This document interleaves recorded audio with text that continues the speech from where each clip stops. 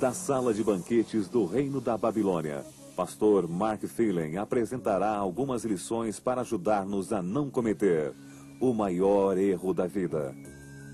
Há alguns anos, o Dr. Edward Graham estava fazendo a primeira pesquisa sobre o uso de cigarros. Suas máquinas fumadoras extraíam a nicotina dos cigarros e esta substância era pintada em animais. E assim fazendo, ele percebeu que o fumo e o câncer estavam relacionados, porque estes animais desenvolviam um câncer muito parecido com o câncer humano. Então ele escreveu para um amigo, Dr. Otton Oxner, Dr. Otton Oxner, de Louisiana, Nova Orleans, que era o famoso cirurgião de câncer do pulmão. Ele operava muitas pessoas que fumavam e contraiu câncer nos pulmões. E enquanto o Dr. Graham pesquisava os efeitos do cigarro nos pulmões, ele mesmo continuava a fumar. Ele fumava de 1 maço a 1,5 maços de cigarros por dia. E o Dr. Edward Graham contraiu câncer nos pulmões. Ele escreveu para o seu amigo, Dr. Oxner.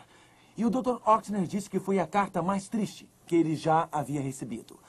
O Dr. Graham dizia: caro Dr. Oxner, eu sinto muito em lhe comunicar que eu tenho câncer nos 2 pulmões. E é maligno. Não existe saída. O Dr. Oxner disse que o brilhantismo do Dr. Edward Graham não o livrou de ter câncer nos pulmões. Ele sabia, pelas pesquisas, o que ele estava fazendo, que fumar causava câncer. Mas ele não se preocupou. Nosso problema, na maioria das vezes, não é que nós sabemos. O nosso problema, na maioria das vezes, é que nós sabemos, mas nós não fazemos. Abram suas Bíblias em Daniel, capítulo 5. O velho rei da Babilônia, Belsazar, sabia, só que ele não fez. O problema de Belsazar não era a falta de informação. O seu problema era que ele tinha informação, mas ele não se aprofundou na informação que ele tinha. Daniel 5, verso 1. O rei Belsazar deu um grande banquete a 1000 dos seus grandes e bebeu vinho na presença dos 1000. Belsazar deu uma grande festa. Belsazar queria ser famoso. Belsazar, sua grande contribuição nas Escrituras, na única vez que o nome dele aparece é que ele fez uma grande festa. Era um bom degustador, bebedor. Alguém disse que bons comedores e bons bebedores dificilmente são bons em qualquer outra coisa. Belsazar deu uma festa para 1000 do seu reino. Imagine seu erro. Venha comigo a Babilônia. Imagine-se nas ruas por Babilônia. A lua está brilhando no céu e as estrelas parecem diamantes. A lua brilha e dança entre as grandes imagens douradas de Babilônia. E nós ouvimos a música. Nós olhamos através das janelas abertas do palácio do rei Belsazar. E lá, naquela magnífica sala de banquetes do palácio, a banda está tocando. Homens da realeza vestidos com seus longos trajes deitados, juntamente com mulheres bem vestidas, adornadas e perfumadas, mulheres babilônicas.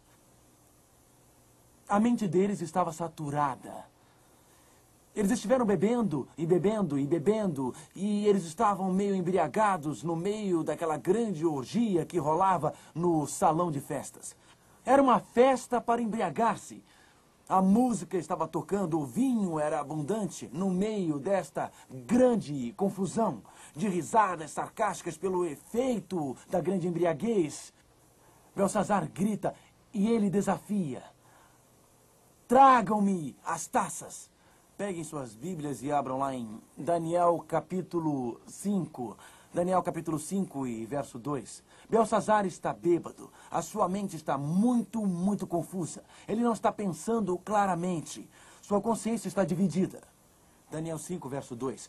Enquanto Belsazar bebia e apreciava o vinho, mandou trazer os utensílios de ouro e de prata que Nabucodonosor, seu pai, tirara do templo que estava em Jerusalém, para que neles bebessem o rei, os seus grandes, as suas mulheres e concubinas. Então trouxeram os utensílios de ouro, que foram tirados do templo, da casa de Deus que estava em Jerusalém, e beberam neles o rei, os seus grandes e suas mulheres e concubinas, beberam o vinho e deram louvores aos deuses de ouro e de prata, de bronze, de ferro, de madeira e de pedra. Imaginem, 70 anos antes, mais ou menos, o rei Nabucodonosor foi para Jerusalém e ele roubou os candelabros de ouro do templo do santuário.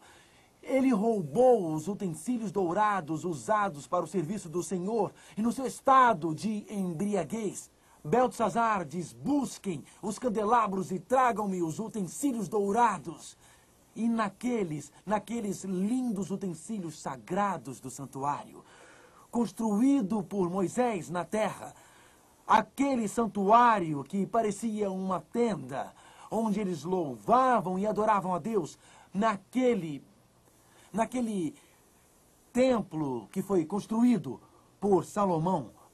E agora, eles pegam aquelas mesmas taças que eram usadas para o serviço de Deus e trazem para esta orgia suja, orgia de embriaguez imoral e blasfemadora. Este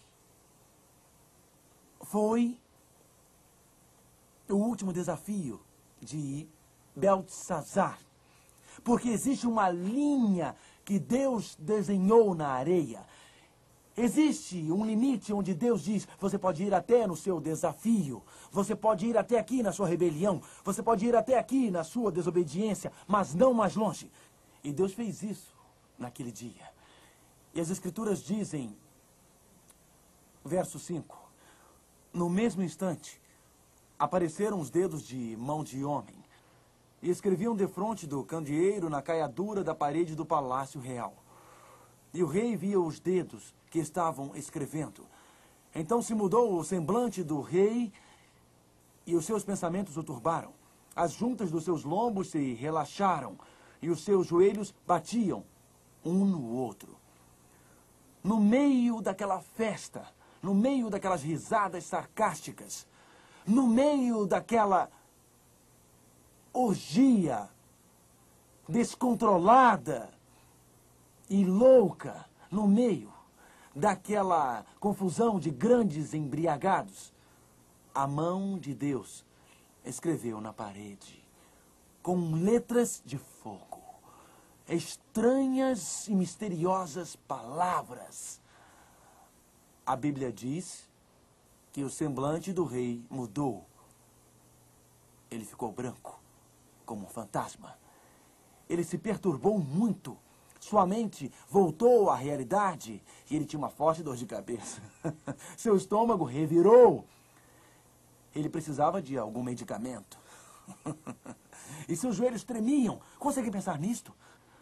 A princípio, o rei era o centro do desafio da rebelião. Ele estava rindo e brincando, estava com várias mulheres, estava meio bêbado e disse, ei, tragam as taças aqui porque agora nós vamos honrar a Deus.